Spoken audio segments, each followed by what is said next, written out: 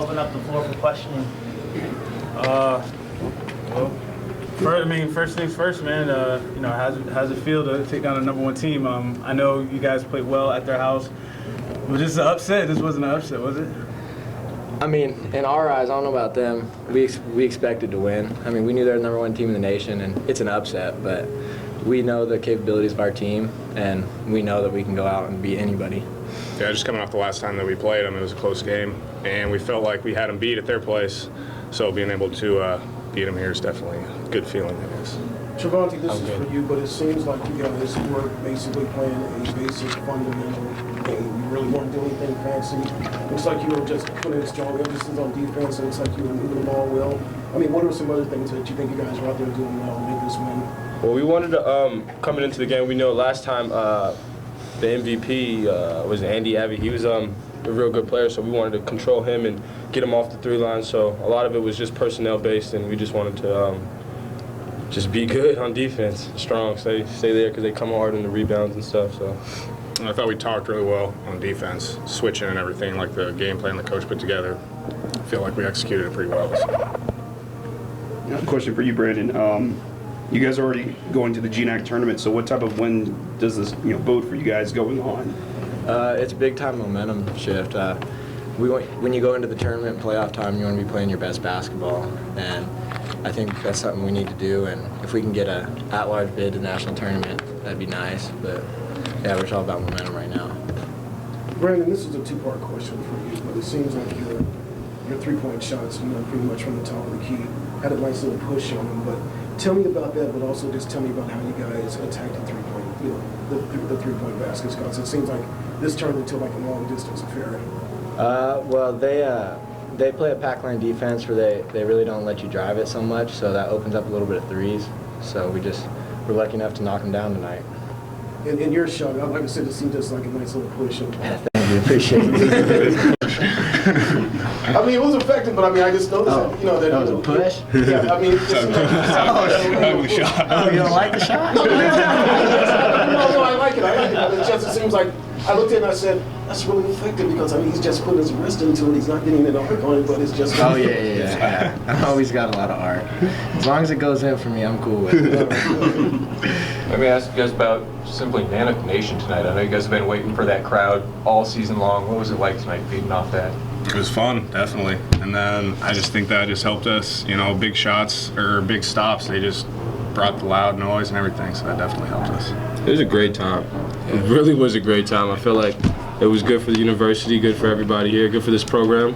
A lot of bringing in a different winning tradition, and I think it was great. I loved it. Big Al's not here, but you could tell right away to start this game that he was looking forward to that matchup in the post tonight. What do you think about his game, and how's he feeling right now? Well, that's my roommate, so we talk all the time, and all night last night was about how he was going to defend him and trying to just play his best. He said he was going to give us his all, and that's what he did, and showed for it. Yeah, he didn't try to force anything. He just kind of let the game come to him and passed really well because they were doubling him and stuff, so he was passing a lot of the post and stuff. He's fun to play with. He's very unselfish. So. Alex, you're one of the only players at this press conference that was here last year. Can you just kind of talk about the transition that this team's made from last year all the way to now being the #1 team in the nation, and just how much hard work you guys have put into making that transition? Yeah, last year, we would just go out there. We're going out there this year expecting to win. Like, if anything less is, where last year we're just trying to stay in the game and hopefully, maybe at the end of the game we could squeeze one out. So definitely just that confidence and just kind of the swagger that we have as a team, I feel like is going to be good going into the tournament. You guys ever seen Coach Durham that fired up? Never. No. He was in the locker room dancing, so yeah, he was it was a good time. Yeah. Well, I guess lastly for me, man, just either one you guys could touch on, just talk about finishing this game. You guys have been up on very good teams in the last 4 minutes. Of course, Western and UAA both times. And it was almost looking like that a little bit here, but you guys will continue able to make plays. I guess how big is that, given that you guys have 3 games left in the GNAC tournament coming up? Where you're going to see probably some of these teams again? It was big time for us. We lost some games that we know we shouldn't have lost, and we were able to learn from them and hold this one out. Felt really good. Free throws were big too down the stretch. I think we knocked those down. The ones that we needed to, we didn't make. So got some big stops too. Yeah. Probably losing, I feel like those games early in the season might have helped us later on, just learning from that kind of stuff. So it might work out. All right, guys, we're going to cut it off here. Boys, thank you very much. Thank you. Great game, guys. Appreciate it. Yeah, I'll comment. No, yeah, I don't know. I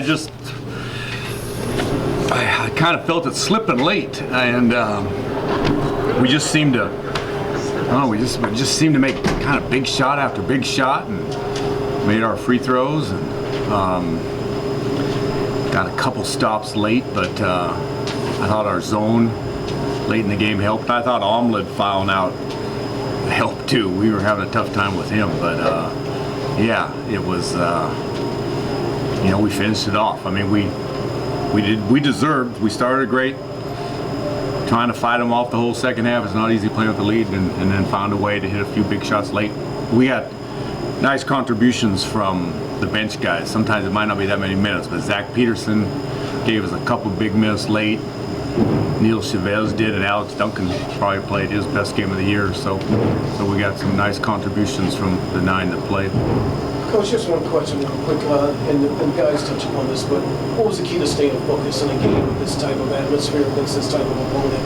And I mean, no, you're up, like, you know, double digits sometime, but what's the key to keeping these guys focused and realizing don't let this game slip away? Well, it's hard. I mean, we've been up at half like that before too, and I mean, the only thing I think you have to do is you got to kind of use the other approach and say, hey, let's build on this. Let's try to keep building on this lead. But that's hard to do, and they came out right at the start of the second half, and which a lot of teams do like that, and cut the lead down. So it's just a matter of staying with it. And again, I thought we had that one lineup to really stabilize things in about the middle of the game. When I think it was Duncan and Davis and Chavez was in, and Travante wasn't in. So you need to have some guys make some big plays and have a belief.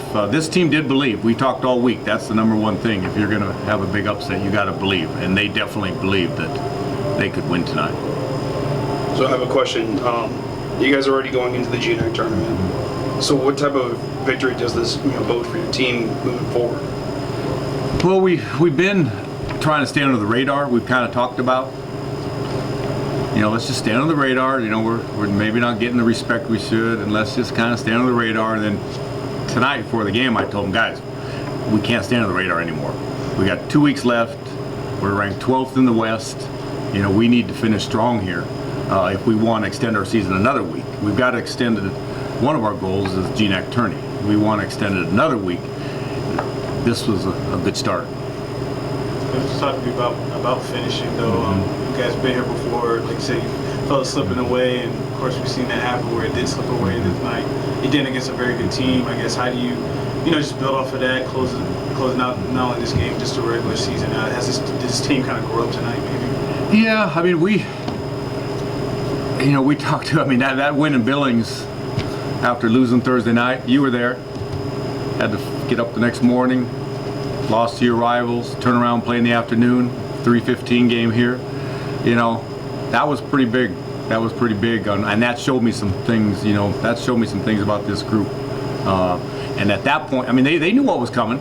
They knew last weekend that we didn't want Western to lose, which they're playing at home. They wanted them to be number one. This Thursday, and Travante, He was wondering. He asked this last weekend. Do you think they'll storm the court when we win? That's Travante.